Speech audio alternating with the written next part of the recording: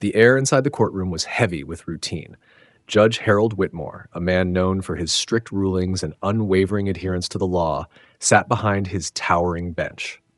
His thinning silver hair and sharp, scrutinizing gaze gave him an aura of authority, one that made even the most hardened criminals uneasy.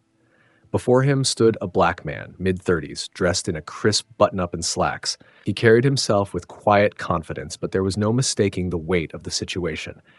His name, according to the case file, was Marcus Reed. The charge? A minor traffic violation, running a stop sign. Judge Whitmore barely glanced at him before setting down the folder with a sigh. Another reckless driver, he muttered under his breath. He had presided over thousands of these cases, and he had little patience for excuses. Marcus, standing tall behind the defendant's podium, clasped his hands together. "Your Honor, if I may." "No need," Whitmore interrupted. "The facts are clear. The officer reports that you failed to come to a full stop at an intersection. Do you deny this?" Marcus opened his mouth to speak, but the judge cut him off again. "Young man, I've been on this bench longer than you've been alive. I know when someone is wasting my time." He tapped his gavel against the wooden desk. "The fine is $500. Next case." A quiet murmur spread through the courtroom. People had seen Whitmore deliver harsh fines before, but this was excessive for such a minor infraction. Marcus remained composed. He didn't flinch. Instead, he leaned forward slightly, his voice measured and firm. "With all due respect, Your Honor, I'd like to exercise my right to contest this ruling." Judge Whitmore's eyes narrowed. Something about the way Marcus spoke, it wasn't the usual plea or complaint he expected. It was precise, deliberate. "I read the case file, Your Honor," Marcus continued, "and according to the officer's dash cam footage, the stop sign was partially obstructed by a construction vehicle. There was no clear visibility. Additionally, precedent in this jurisdiction allows for an appeal when such circumstances exist." The judge's lips pressed into a thin line. There was something about this man, his tone, his composure, that made Whitmore uneasy. Most people in this courtroom either pleaded for leniency or accepted their fate. But Marcus wasn't begging. He was arguing the law, and he knew exactly what he was talking about. Whitmore folded his hands together and studied the man before him. Who exactly was Marcus Reed? And why did it feel like the balance of power in the room had just shifted? Judge Whitmore leaned back in his chair, exhaling through his nose like a man deeply inconvenienced. His gavel rested against the bench, fingers drumming idly along the handle. He had heard plenty of excuses before, and he wasn't about to let some self-righteous defendant waste his time. "Personal responsibility," he said, his voice carrying through the silent courtroom. "That's the problem these days. No one wants to take accountability for their actions. They'd rather point fingers, blame circumstances, or try to wiggle their way out of consequences." Marcus didn't react. He stood there, hands still clasped, his expression unreadable. But something about his stillness made the room feel charged, as if he were simply waiting for the inevitable. The judge took it as submission. "Now, Mr. Reed," Whitmore continued, savoring the moment, "you can cite whatever technicalities you want, but let's be honest, you ran a stop sign. Maybe you were in a rush, maybe you weren't paying attention, or maybe you thought the rules didn't apply to you. Whatever the case, the law is the law, and in my courtroom, we respect it." A few murmurs rippled through the crowd. The spectators were no strangers to Judge Whitmore's brand of justice, harsh, swift, and dismissive. But this time, something felt different. The defendant wasn't fidgeting or pleading for leniency. He wasn't intimidated by the lecture. He was waiting. Judge Whitmore smirked. He had seen men like Marcus before, smart enough to sound convincing, but ultimately powerless in the face of the law. That was the problem with people who thought they knew better. They didn't understand how the system really worked. "You can contest this all you want," the judge said, waving a dismissive hand. "But I've made my ruling, and you will respect it." For the first time, Marcus moved. He adjusted his cuffs, slow and deliberate. Then he looked up and met Whitmore's gaze head-on. "With all due respect, Your Honor," he said evenly, "I am respecting the law. That's why I'm here." Whitmore scoffed. "Are you really going to stand there and tell me you know the law better than I do?" Marcus tilted his head slightly, something almost amused flickering behind his eyes. "I'd like to believe I do, Your Honor." The room went still. For the first time, a flicker of uncertainty crossed Judge Whitmore's face.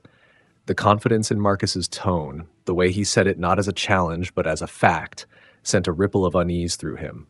Who was this man? And why did it suddenly feel like the judge was the one on trial?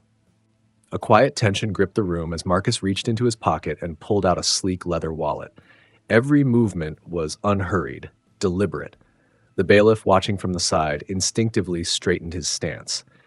Even the murmuring spectators fell into silence, sensing something shifting beneath the surface. Marcus flipped open his wallet and handed his ID to the clerk. The clerk, a middle-aged woman with reading glasses perched on her nose, barely glanced at it at first, until she did a double take. Her fingers tightened around the card, her throat working as she swallowed hard. Judge Whitmore frowned. "What is it?" The clerk hesitated before slowly turning the ID around for the judge to see. The moment Whitmore's eyes landed on the embossed text, his expression cracked. Marcus Reed, Assistant United States Attorney. A federal prosecutor. The air in the courtroom grew thick, suffocating. The shift was immediate. Where there had been dismissal, now there was recognition. And where there had been arrogance, now there was doubt. Judge Whitmore's lips parted slightly, but no words came out. His fingers twitched toward the gavel as if clinging to some semblance of control. Marcus met his gaze evenly. "Is there a problem, Your Honor?" For the first time that morning, Whitmore was speechless. The courtroom remained deadly silent. Even the usual background noise, the rustling of papers, the shuffling of feet, had ceased entirely. Everyone was watching. Whitmore forced a laugh, though it came out stiff, unnatural. "Well," he said, trying to regain his composure, "I wasn't aware we had such distinguished company in the room today." Marcus didn't smile. "Distinguished or not, Your Honor, I believe every citizen deserves equal treatment under the law, regardless of their title." The words hung between them like a blade. Whitmore's face darkened, but he knew he had to tread carefully. A federal prosecutor wasn't just any defendant. This wasn't a man he could dismiss with a lecture and a fine. This was someone with influence, someone who understood the law just as well, if not better, than he did. And more importantly, this was someone who could challenge him. Marcus leaned forward slightly. "Would you like me to repeat my argument, or would you prefer to reconsider your ruling?" Whitmore clenched his jaw. He was cornered, and he knew it. For the first time in his courtroom, he was no longer the one in control. The courtroom remained thick with unspoken tension, the weight of revelation pressing down on every spectator. Marcus didn't gloat. He didn't raise his voice or demand an apology. Instead, he did something far more disarming. He asked a question. "Your Honor, would you say that implicit bias has no place in a courtroom?" Judge Whitmore blinked. The question was sharp, precise, a trap he hadn't prepared for. He cleared his throat, gripping the gavel just a bit tighter. "The law is impartial," he said stiffly. "My decisions are based on the facts presented." Marcus gave a small nod, as if considering the words. Then he tilted his head. "Then let's examine those facts." He took a step forward. "When I first stood before you, I was treated as an ordinary defendant. That is fair. But when you heard my profession, your tone changed. That is also a fact." His voice remained calm, measured. "Did the law change in that moment, Your Honor? Or did something else shift?" The judge stiffened. "I don't appreciate your insinuation." Marcus didn't flinch. "I haven't made an insinuation. I'm asking a question about bias. I can cite multiple studies, some from the American Bar Association, that discuss how unconscious prejudices can influence rulings, sentencing, and courtroom behavior. Would you like me to present those findings for the record?" A murmur rippled through the courtroom. Judge Whitmore's face reddened slightly. "This is not a debate," he snapped. "This is my courtroom." Marcus raised an eyebrow. "Your courtroom, Your Honor?" He let the words settle before continuing. "I was under the impression that this courtroom belongs to the people, governed by the Constitution, the same Constitution that guarantees fairness and impartiality under the law." The tension escalated. Even the court reporter, usually detached and indifferent, had stopped typing, her fingers hovering over the keys. The prosecutor clasped his hands in front of him. "I respect your position, Judge Whitmore, but respect does not mean silence, and it certainly doesn't mean ignoring the question that everyone here is now thinking." He let his gaze sweep the room, acknowledging the legal observers in the gallery, law students, attorneys, a few journalists who had begun scribbling notes. "Tell me, Your Honor," Marcus said, his voice steady but pointed, "if I were a man with no credentials, no title, no legal background, would you have listened to me at all?" Judge Whitmore's mouth opened, then closed. For the first time in a long time, he had no answer. By the time Judge Whitmore left the courthouse that evening, the damage had already been done. The story had spread like wildfire. Local journalists had been in the courtroom, and within hours, the headline was plastered across news sites and social media. "Judge humiliated after prosecutor exposes racial bias in open court." The article recounted every moment: the judge's dismissive attitude, the shift in his demeanor once he realized Marcus's status, and the sharp legal exchange that followed. It was damning, and it wasn't just the local press taking interest. National news outlets began running the story, framing it as a larger conversation about racial bias in the justice system. By morning, the courthouse steps were packed. Reporters with microphones, protesters holding signs, legal analysts arguing on television. "This is a clear example of what we've been talking about for years," one civil rights attorney stated on a major news network. "A black man walks into court, and before anyone knows his name or background, he's treated as lesser. This time it happened to a prosecutor. But what about all the others who don't have his power?" It wasn't just talk. The scrutiny turned toward Judge Whitmore's record. Journalists started digging. Old cases resurfaced, patterns emerged, disproportionate sentencing, harsher rulings for Black and Latino defendants, a dismissive attitude toward appeals from public defenders. It was a storm unlike anything the judge had faced in his decades on the bench. Inside his office, Judge Whitmore sat stiffly at his desk, staring at the news broadcast on his TV screen. His phone had been ringing nonstop. Calls from fellow judges, calls from politicians, calls from his staff, warning him that an ethics committee was now reviewing his rulings. His hands clenched into fists. How had it come to this? How had one moment, one miscalculation, turned into a national debate about whether he was fit to serve?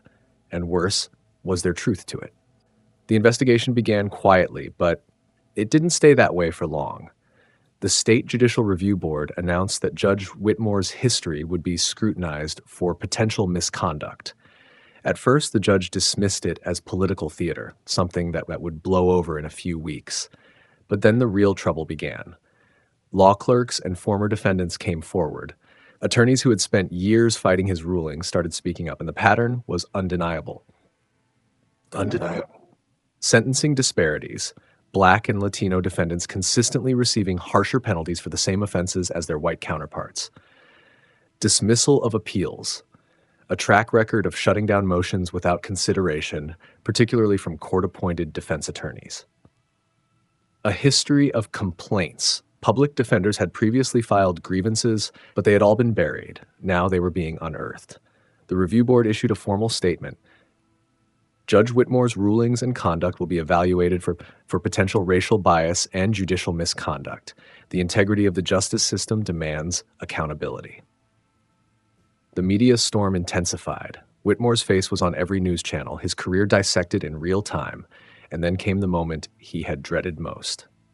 Marcus, the federal prosecutor whose simple traffic case had set this all in motion.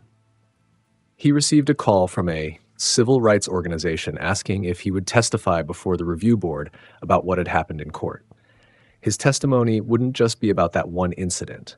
It would be about the larger pattern of systemic bias Judge Whitmore had demonstrated throughout his career. Sitting in his office, Marcus tapped his fingers on his desk, deep in thought.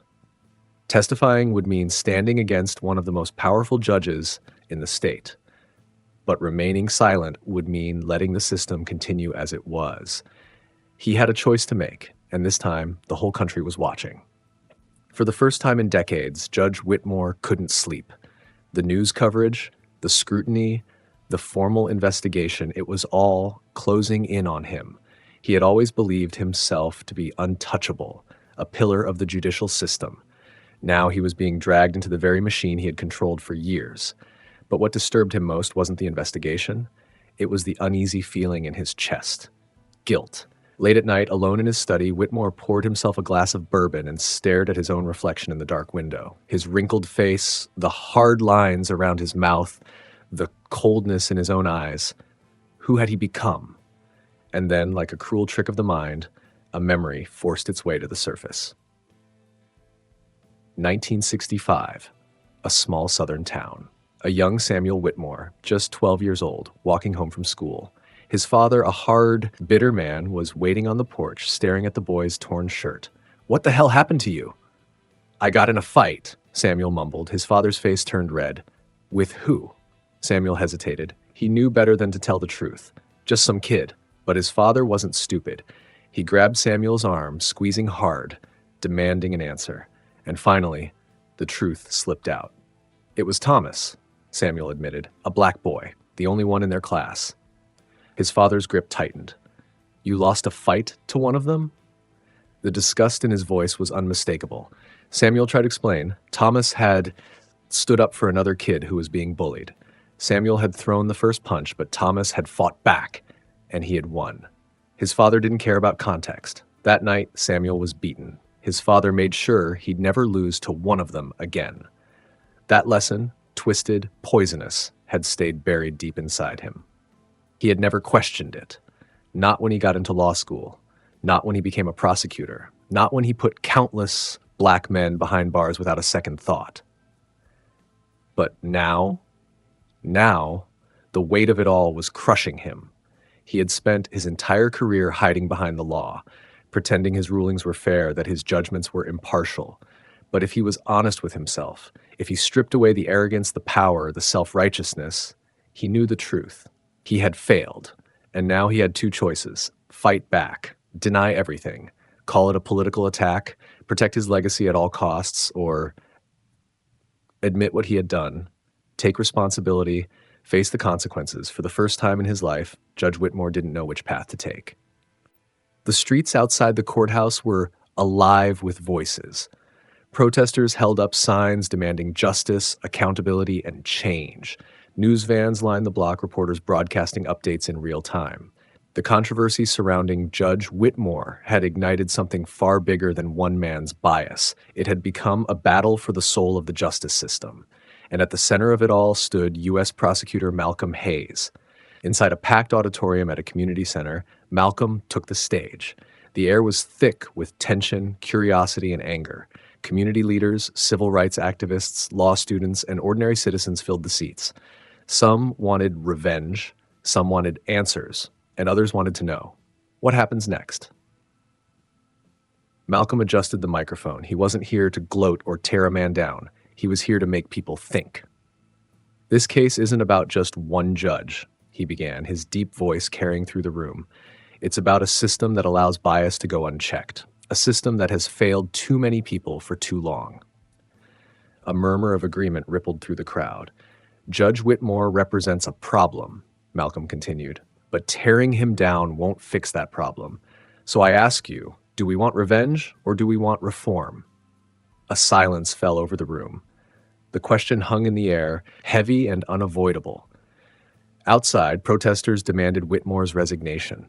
They chanted about the countless lives ruined by his rulings. They called for justice. But what did justice look like in a case like this? Some leaders, like Reverend Carter, took a different stance. "We have a chance here," the Reverend said in an interview, "a chance to make an example of how we confront bias, not just punish it, but force people to unlearn it. If we destroy every person who has been shaped by a broken system, we will never have the chance to change that system." It was a radical idea in an age of cancel culture. Could a judge like Whitmore be rehabilitated? Was there a way forward that didn't just involve removing him, but actually changing him? Meanwhile, Whitmore himself had remained silent. No statements, no apologies, no appearances. But Malcolm wasn't finished. He took a deep breath, scanning the crowd. "I don't want a resignation," he finally said. "I want him to stand before this community and admit what he's done. I want him to face the people he's wronged and answer for it. Because justice isn't just about punishment, it's about accountability." Some people cheered, others shook their heads. The debate was far from over, but one thing was certain: This was no longer just about Whitmore. It was about the future of justice itself. The press conference was set for noon. By 11:30, the city courthouse steps were packed. Reporters jostled for position. Protesters held signs, their messages ranging from "no more racist judges" to "justice, not revenge." A few onlookers murmured that Judge Whitmore wouldn't even show up, that he'd find a way to weasel out of this. But at exactly 12 o'clock, the heavy courthouse doors swung open. Judge Whitmore stepped out, no security detail, no lawyers by his side, no prepared statement in his hands, just an aging man in a black suit, his face lined with exhaustion. The reporters erupted at once. "Judge Whitmore, do you have a response to the allegations of racial bias in your courtroom? Will you be stepping down? What do you have to say to the people who suffered because of your rulings?" For the first time in his career, Whitmore didn't interrupt. He didn't scowl or wave them off. He simply let the questions hang in the air. Then he cleared his throat. "For 30 years," he began, his voice raw, "I believed that justice was blind, that if you break the law, you pay the price, and that was all that mattered." A hush fell over the crowd. "But I was wrong." The words cut through the silence like a blade. Whitmore swallowed hard, gripping the edges of the podium. "When I looked at Prosecutor Hayes in that courtroom, I didn't see a man. I saw a stereotype, and I judged him before he even opened his mouth." Some gasped. Others nodded grimly. "I have spent my career believing that fairness meant treating everyone the same. But fairness," he exhaled shakily, "isn't the same as justice. And I see now that I have failed at both." A murmur rippled through the crowd. The cameras zoomed in. Reporters scribbled furiously. "I have sentenced men to harsher punishments because I believed they were more likely to commit crimes again. I have dismissed the words of defendants who tried to explain the circumstances that led them to my courtroom, and I have done all of this while believing I was unbiased." He shook his head. "That changes today." Whitmore straightened his posture, looking directly at the cameras. "I will not step down. I will not run from this. Instead, I am committing to something far more difficult. I will undergo racial bias training. I will open my past rulings for review. And I will stand before this community, not as a judge, but as a man who is learning, too late perhaps, what justice really means." The crowd exploded. Some applauded his courage. Others jeered, saying words meant nothing without action. Protesters still chanted for his resignation, but now the conversation had shifted, not just about Whitmore, but about whether a man could change, whether a system could learn. And as he stepped away from the podium, Whitmore knew his real trial was just beginning. The news cycle was relentless. Cable networks ran debates day and night. Social media was a battlefield. Some hailed Judge Whitmore's confession as a turning point in judicial accountability. Others called it a strategic ploy, a desperate man trying to save his career. But the real spotlight was on Prosecutor Hayes. Would he push for Whitmore's removal from the bench? Would he use his influence to bring the judge down, the same way Whitmore had unfairly ruled against so many before? When Hayes stepped in front of the cameras, the weight of expectation was suffocating. "Judge Whitmore is not the problem," he said, his voice steady. "He is a symptom of a broken system." A ripple of shock went through the crowd. This wasn't the fiery condemnation they had expected. I could demand his resignation, and maybe he'd step down. Maybe the courts would remove him. But tell me this. Hayes turned, sweeping his gaze over the reporters, the activists, the critics. What happens next? Silence. Another judge takes his place, one who won't admit his biases, one who will continue handing out harsher sentences to black and brown defendants, but do it quietly, carefully, legally. The air was thick with tension. Firing one judge won't fix this system. Educating 100 judges might. A storm erupted. Reporters shouted questions. Some activists were outraged. So you're just letting him off the hook? Shouldn't there be consequences? You believe a man like him can change? Hayes let the questions fly before he lifted a hand, commanding silence. If Whitmore truly wants to change, then let him prove it. I am pushing for statewide judicial reform. Implicit bias training for all judges. A review of past cases where bias may have played a role. And more than that, he let his voice harden, Transparency. No more hiding behind a robe. The backlash was instant. Some called him weak. Others accused him of protecting the system instead of dismantling it. A few powerful voices in the legal world quietly supported him, but publicly, the movement for Whitmore's resignation did not slow down. That night, Hayes sat alone in his office, watching the headlines tear him apart. But his mind was made up. Justice wasn't about revenge. It was about change, and change was never easy. The training room was stiflingly quiet. Judge Whitmore sat stiffly in his chair, surrounded by other judges, some defensive, others indifferent. A civil rights attorney stood at the front, speaking about implicit bias.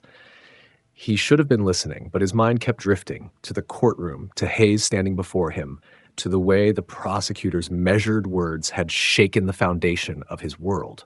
You're not the problem, you're the symptom. For weeks, Whitmore had bristled at those words. He had been a judge for over 3 decades. Was he really expected to unlearn everything now? But the numbers didn't lie. During a case review, he saw his own sentencing records side by side with those of his peers. The patterns were undeniable and damning. He had been harsher on young black men. He had ignored mitigating circumstances more often when the defendant didn't look like him. He had silenced voices that should have been heard. For the first time in his career, he felt ashamed. A turning point. One afternoon, Whitmore drove through his childhood neighborhood. It had been decades since he had seen these streets, since he had escaped them. He had told himself that his success was purely the result of hard work, discipline, personal responsibility. But had it been? He parked near an old corner store and watched the people. A teenage boy, no older than 16, was being harassed by a police officer for loitering. It was a scene Whitmore had overlooked 100 times in his courtroom. This time, it made him sick. A different Whitmore. Months later, when he returned to the bench, something had changed. A new case landed before him. A young black man charged with resisting arrest. The evidence showed he had been shoved first. Before the training, Whitmore wouldn't have looked deeper. Now, he demanded body cam footage. He listened without dismissing. He gave the young man a fair chance. Word spread. Attorneys noticed. Defendants noticed. Hayes noticed. Whitmore wasn't perfect. He still wrestled with ingrained instincts, still caught himself mid-bias at times. But he was proving something important. Change was possible. If a man like him could learn, what excuse did others have? The story refused to die down. News outlets ran segments on racial bias in the judiciary, using Whitmore's case as a catalyst for national debate. Social media exploded with opinions. Some praised the judge's transformation, others questioned if true justice had been served. But the most impactful conversation wasn't happening on TV. It was happening in courtrooms across the country. Defense attorneys began challenging rulings more aggressively, pointing to the data on sentencing disparities.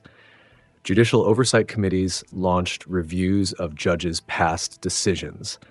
Law schools added courses on implicit bias, using Whitmore's case as a case study on restorative justice. For the first time in decades, people weren't just talking about the problem, they were doing something about it. A full circle moment. Years later, in a packed university auditorium, 2 men took the stage together, Judge Whitmore and Prosecutor Hayes. They weren't adversaries anymore. They weren't exactly friends either, but they were symbols of change. The panel discussion was titled Judicial Ethics and Bias, The Path Forward. As Whitmore adjusted his microphone, he felt the weight of it all. How he had once ruled with arrogance, believing himself beyond scrutiny. How a single moment had shattered that illusion. How a man he had dismissed, Hayes, the prosecutor he had underestimated, had forced him to confront a truth he had spent his entire career avoiding. Now, standing side by side, they weren't just speaking about change. They were proof it was possible. Beyond one man. The moderator turned to the audience. What's the biggest takeaway from all of this? Hayes leaned forward. His voice was calm but firm. Justice isn't about punishment alone. It's about understanding, accountability, and the willingness to change. Whitmore nodded. And if a judge like me can change, he added, then the entire system has no excuse.